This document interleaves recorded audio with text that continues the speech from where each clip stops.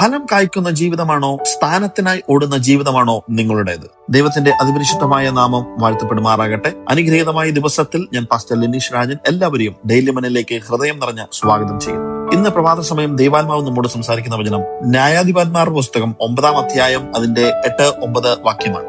പണ്ടൊരിക്കൽ വൃക്ഷങ്ങൾ തങ്ങൾക്കൊരു രാജാവിനെ അഭിഷേകം ചെയ്യുവാൻ പോയി. അവ ഒലിവ് വൃക്ഷത്തോട്, നീ ഞങ്ങൾക്ക് രാജാവായിരിക്കുക എന്ന് പറഞ്ഞു. എന്നാൽ ഒലിവ് വൃക്ഷം അവരോട്, ദൈവത്തെയും മനുഷ്യരെയും മാനിക്കുന്ന എന്റെ തൈലം ഞാൻ വിട്ട് വൃക്ഷങ്ങളുടെ മീതെ ആടുവാൻ പോകുമോ എന്ന് പറഞ്ഞു.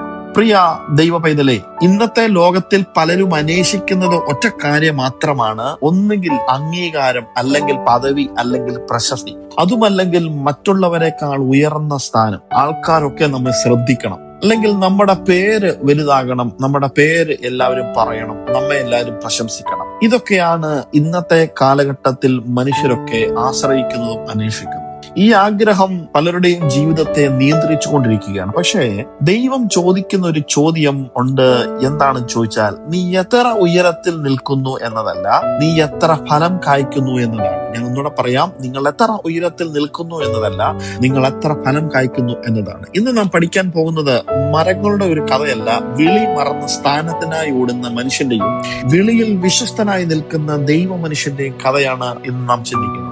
ഇവിടെ ഈ വാക്യത്തിന്റെ അടിസ്ഥാനത്തിൽ ഗിദെയോൻ ഇസ്രായേലിനെ മിദ്യാന്യരുടെ കയ്യിൽ നിന്ന് വിടുവിച്ച വലിയൊരു ന്യായാധിപനായിരുന്നു.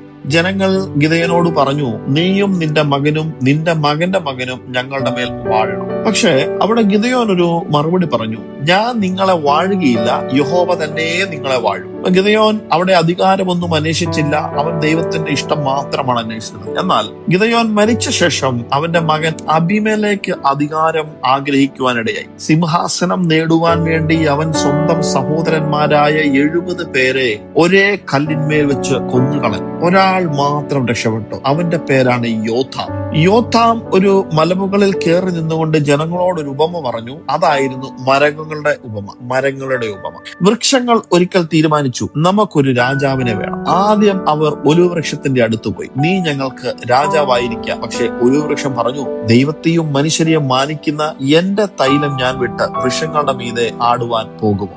അവർ അടുത്തത് അത്തിവൃക്ഷത്തിന്റെ അടുത്ത് പോയി, അത്തിവൃക്ഷവും വിസമ്മതിച്ചു. അവർ അടുത്തത് മുന്തിരിവള്ളിയുടെ അടുത്ത് പോയി, മുന്തിരിവള്ളിയും വിസമ്മതിച്ചു. എന്തുകൊണ്ടാണ് അവരെല്ലാം വിസമ്മതിച്ചത്? കാരണം അവയ്ക്ക് അവരുടെ വിളി അറിയാമായിരുന്നു. ഞാൻ ഒന്നുകൂടെ പറയാം, അവർക്ക് അവയുടെ വിളി അറിയാമായിരുന്നു. ഒലിവ് വൃക്ഷം പറഞ്ഞത്, ഞാൻ എണ്ണ ഉൽപ്പാദിപ്പിക്കുന്നുണ്ട്. അത്തിവൃക്ഷം പറഞ്ഞത്, ഞാൻ മാധുര്യം നൽകുന്നുണ്ട്. മുന്തിരിവള്ളി പറഞ്ഞത്, ഞാൻ സന്തോഷം നൽകുന്നു. അതവയ്ക്ക് മനസ്സിലായിരുന്നു.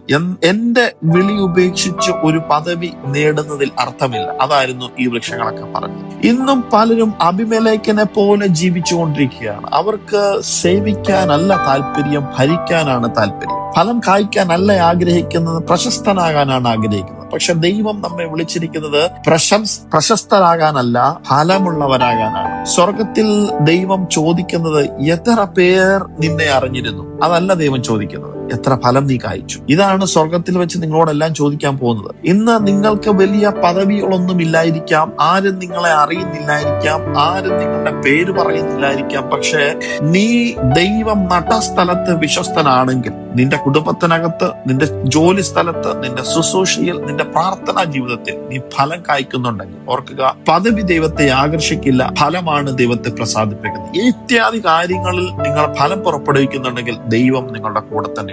ഇവിടെ ഈ വാക്യത്തിൽ ഒലിവ് വൃക്ഷം രാജാവായില്ല, പക്ഷെ ഇന്നും അതിന്റെ എണ്ണ വിലപ്പെട്ടതാണ്. അത്തിവൃക്ഷം രാജാവായില്ല, പക്ഷെ ഇന്നും അതിന്റെ ഫലം മനുഷ്യരെ പോഷിപ്പിച്ചുകൊണ്ടിരിക്കുന്നു. മുന്തിരിവള്ളി രാജാവായില്ല, പക്ഷെ ഇന്നും അതിന്റെ ഫലം സന്തോഷം നൽകിക്കൊണ്ടിരിക്കുകയാണ്. ദൈവം നിങ്ങളെ വിളിച്ചിരിക്കുന്നത് എല്ലാവരുടെയും മേൽ ആണ്ട് നടക്കാനല്ല, അല്ലെങ്കിൽ അവൻ എല്ലാവരുടെ മേൽ ഭരിക്കാനല്ല, എല്ലാവരുടെ മേൽ സ്ഥാനം കയറ്റം ചെയ്യാനല്ല.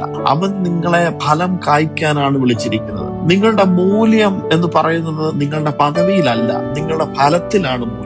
ഇന്ന് ഈ പ്രഭാത സമയം ദൈവജനം കേൾക്കുന്ന ദൈവ പൈതലേ, മറ്റുള്ളവരുടെ സ്ഥാനത്തെ നോക്കി നിങ്ങൾ നിരാശപ്പെടേണ്ട യാതൊരു കാര്യവുമില്ല. ദൈവം നട്ട സ്ഥലത്ത് തന്നെ നിങ്ങളെ വിശ്വസ്തനായി നിൽക്കുന്നുണ്ടോ എന്ന് നിങ്ങൾ നോക്കുക. മനുഷ്യരുടെ എത്ര വലിയ അംഗീകാരത്തെക്കാളും ദൈവത്തിന്റെ പ്രസാദമാണ് വലുത്. ആ ദൈവത്തിന്റെ പ്രസാദം നിങ്ങൾ അന്വേഷിക്കുക. നിങ്ങളുടെ ജീവിതം പലർക്കും ഒരു അനുഗ്രഹമാകാൻ പോവുകയാണ്.